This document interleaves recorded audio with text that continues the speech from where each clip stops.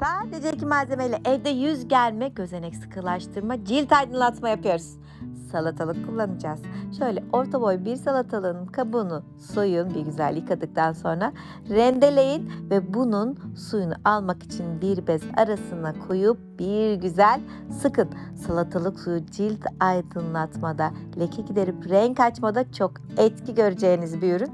Çok doğal, ekonomik, işe yarayan ürünleri birleştirip çok güzel bir maske hazırlıyoruz bugün. Bakın böyle salatalık suyunu aldım bir kenara ve diğer ürün yumurta. Yumurtanın akını alacağım. Özellikle cildinizde fazla yağlanma varsa, bu fazla yağlanma ara ara cildinizde sivilceler oluşturuyorsa, bu sivilcelerde lekeler yapıyorsa o zaman biz en baştan tedbirimizi alacağız. Ne yapacağız? Sebumun fazla üretimine karşı cildimize dur diyeceğiz. Yumurta akını dahil edeceğiz tariflerimize. Hem yağ atacağız hem de cildimizi çok güzel, çok hızlı sıkılaştıracağız.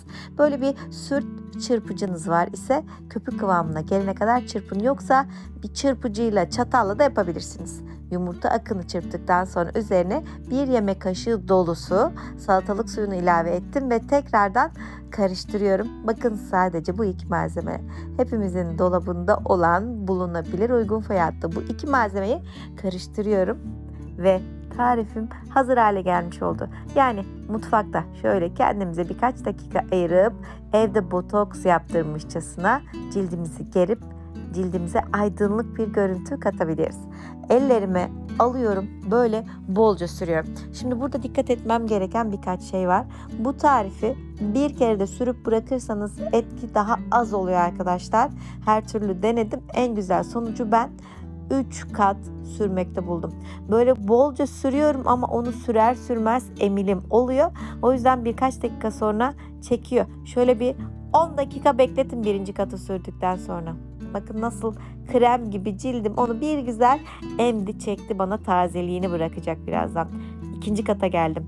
Tekrardan aldım elime o köpük kıvamındaki yumurta akı ve salatalık karışımını bir daha sürdüm. 10 dakika bekledim ve 3. kat için bir daha sürdüm. Tekrardan bir 10 dakika bekledim. Yani toplamda 30 dakika bekletir. Böyle 3 aşamalı yaparsanız çok güzel oluyor. Bakın 30 dakikanın ardından cildimde maske yok gibi görünüyor ama inanılmaz gerildi. Ne zaman çıkartacağınızı zaten kendiniz hissedeceksiniz. Sonra maskeyi cildimden önce ılık sonra soğuk suyla çıkartıyorum. Böylelikle kan akışını hızlandırıyor. Cildimi çok daha taze hale getiriyorum. Ve son olarak nemlendirme, kendi yaptığım şöyle doğal güzel kremlerden biriyle de nemlendirme yapıyorum. Peki maskeyi ne sıklıkta yapalım? Haftada 2 kere yaparsanız çok güzel sonuçlar, gözle görülür sonuçlar elde edebilirsiniz. Ben şimdi bunu temiz cildime bir güzel sürüyorum. Boyun, dekolte bölgesine, tüm yüzünüze, göz kenarlarına yakın sürüyoruz ama gözünüze kaçırmamaya özen gösterin lütfen. Özellikle göz kenarındaki kırışıklıklar, göz kapağı düşüklüğü varsa da onlara çok güzel etki edecek. Sürdüm 3 kat halinde 30 dakika beklettim, çıkarttım ve nemlendiricimi sürdüm. Ve masajımı yaptım. Şimdi kendimi çok daha iyi hissediyorum. Çok daha gergin, sıkı, aydınlık bir cilde geçtiğimi düşünüyorum. Umarım siz de kullanır ve fayda görürsünüz. Bu arada altyazıları aktif hale getirerek videoyu dilerseniz sessiz de izleyebilirsiniz. 3 noktaya tıklayarak istediğiniz bütün dilleri görebilirsiniz. Kendinize çok iyi bakın. Bye bye. Hello my friends, just with 2 easy ingredients you can brighten and tighten your skin very quickly. Mix egg white and cucumber juice. Hope you like it. Bye bye.